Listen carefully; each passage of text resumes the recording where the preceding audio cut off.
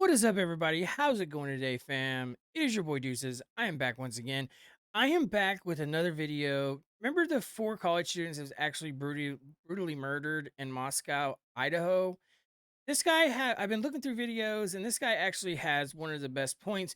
And also, I want to point out something to you guys on this video that may be blood on the back patio, like one of the killer actually dropped down off the back patio, because that was his last point of interest, is where he actually, I do believe, exited. Why would the guy go back downstairs and go back through the patio, go out the same way? It doesn't make sense, but I will show you guys what I think actually happened. Anyways, guys, without further ado, love yourself, like yourself, be nothing but yourself. Like and subscribe to the channel, it's highly appreciated. The name of this video is actually 911 calls from Idaho college student murders. Crime scene does not add up, and it does not. And Joseph Morris is actually the guy who actually made this video, the content creator of this video. So go subscribe to him, like him, whatever you guys would like to do. Anyways, guys, let's jump right into the video. So, new details have been released about this 911 call about the University of Idaho college student murders, and it doesn't add up.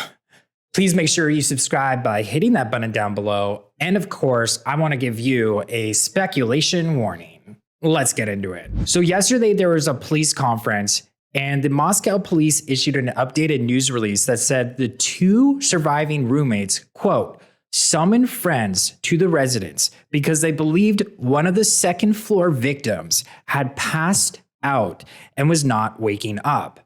At 11:58 a.m., a 911 call requested aid for an unconscious person. Multiple people talked with the 911 dispatcher before a Moscow police officer arrived at the location.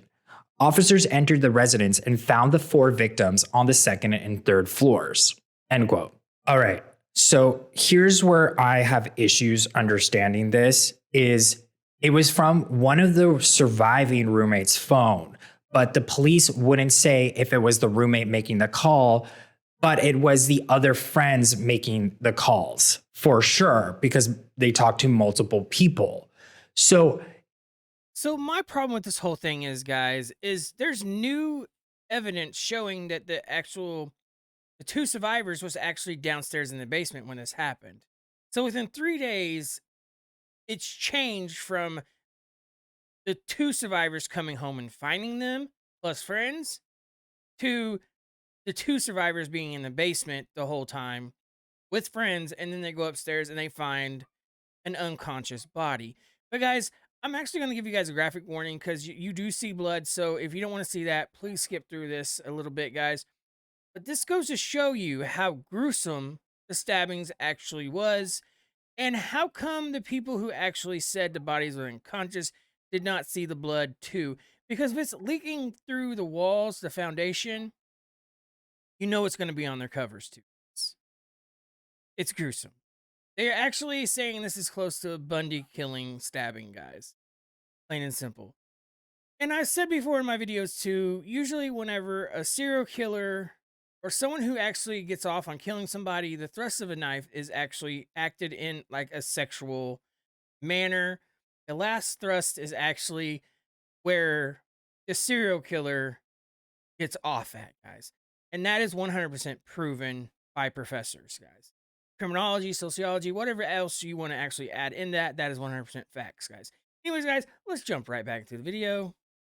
if the roommates lived on the first floor parking level and the murder scene was on the second and third floors, and the police are calling it one of the most gruesome police scenes they've ever seen. I mean, there's images of blood dripping out. Now, guys, I want to pause it right here because I told you guys there was a graphic warning. This is actually blood coming down outside of the wall. The woman, the friend, or the woman that actually done the autopsies, that actually is the coroner as well, actually said that most of the mattresses probably soaked up the blood, guys. So this is actually a gruesome killing. It's going down the wall as well. And there's actually bloodstains on the opposite side where the bedroom is at. But I will show you guys what I caught in the video that I believe to be blood, and the killer exited third floor and dropped down off of the top balcony. And I will show you guys that. But without further ado, let's get right back to the video. of the walls. How is it that these roommates from the basement found an unconscious person on the second floor, but didn't see all the blood and didn't know that they were brutally murdered with a military style weapon? I mean, they must have saw the gruesome scene. And what's even weirder about this is the cops were the ones to find all 4 bodies, not the multiple people in the house, a part of a terrible crime scene. But I do want to make one thing clear. The police said that these roommates, as well as the guy from the food truck that we all saw the video of, the guy that was super suspicious, as well as the third party person who drove them home, which was an Uber driver, are all ruled out. We do not believe the following individuals are involved in this crime: the 2 surviving roommates, a male seen at the grub truck food vendor downtown, specifically wearing a white hoodie, a private party who provided rides home to Kaylee and Madison in the early morning hour of November 13th. So if there was a private party that actually took these girls and this guy home, or the 2, they never said exactly how many people was in this car. They specified, but who goes to say there wasn't more, guys? You see, if there was only 2 in this car, how'd the other 2 get home? They haven't even said that yet. So there's still more to this whole ordeal, this killing, this brutally killing, that they're actually saying it's a Bundy-style murder. And now we don't even have a knife? Yeah, they said it was a knife like that. Yeah, that's probably an 8-inch blade. But we don't have a killer. The killer left nothing behind. So they say. You know as well as I do, if one person killed 4 people on different floors, then the murderer had to leave something behind. Whether it be a hair, whether it be, maybe he slipped on the knife. But then again, in later footage or earlier footage, the woman that done the autopsy said she believes there was maybe 2 knives involved in the stabbings. But that hasn't been released yet. She said that on her own. So does that mean that there's 2 killers? I believe there was more than one person doing this, guys.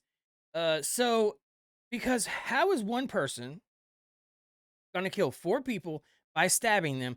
They're in the bed next to each other, guys.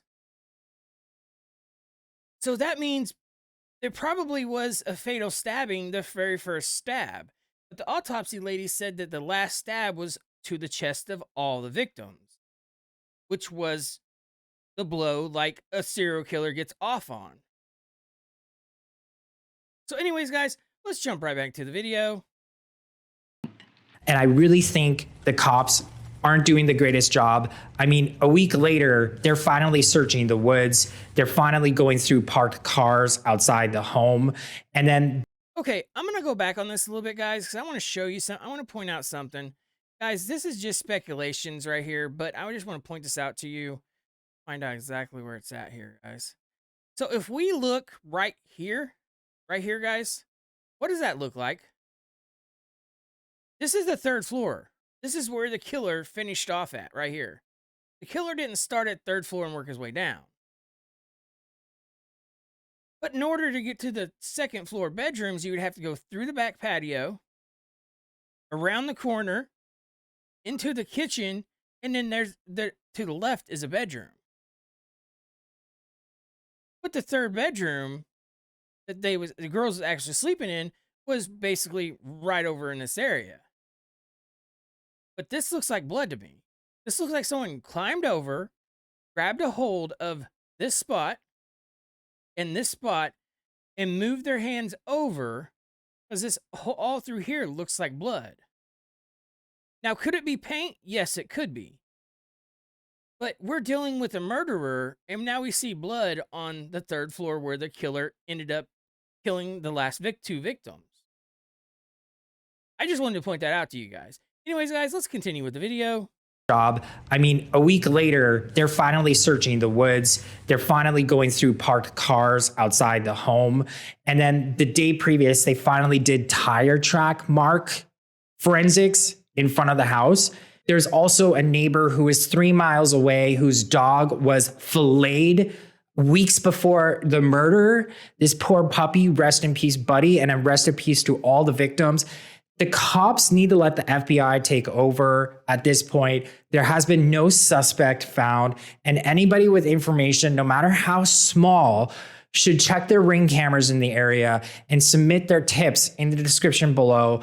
Let's bring justice to all these victims. And this entire town of Moscow, this small town of 25,000 people, are completely on edge right now. I mean, this guy sounds like a real serial killer. And in fact, there's a couple who were actually murdered in the same style in Oregon. Anyway, guys, what do you think of the 911 call?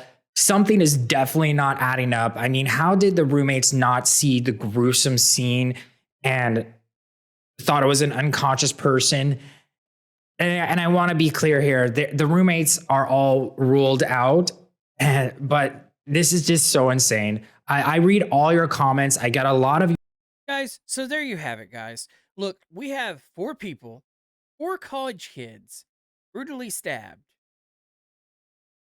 They believe it was one killer, but the woman that does the autopsies and is a coroner as well said that she does believe there was 2 knives actually used in this killing. Does that mean there's 2 killers too? The blood that we've seen on the back third patio, or the red stains, looks like somebody hung off of it and dropped down. Now, it may just be me, and I'm speculating that that was what it looks like. But when it looks suspicious, it probably is suspicious, guys. See, the cops ain't going to tell us everything that we need to know, just like all the other cases. And hopefully they catch these people or person, but the dog was skinned right down the road. Was this the same person that did it? We will soon find out, guys, because I believe that they are on the break of actually bringing the FBI in and taking over this whole case, guys. And that's what needs to be done. So we have justice for the 4 students that was brutally murdered, guys. And as far as everything else goes, the killer or killers need to be put away for they don't see the light of day anytime soon. Anyways, I'm going to get off here. I'm going to end at that first. But first, guys, love yourself, like yourself, be nothing but yourself. Like and subscribe to the channel. It's highly appreciated. And it's free, guys. We're on the road to 4,000 subscribers, guys. Let's get there. Your boy Deuces. I'm out. Thank you guys. Have a good one.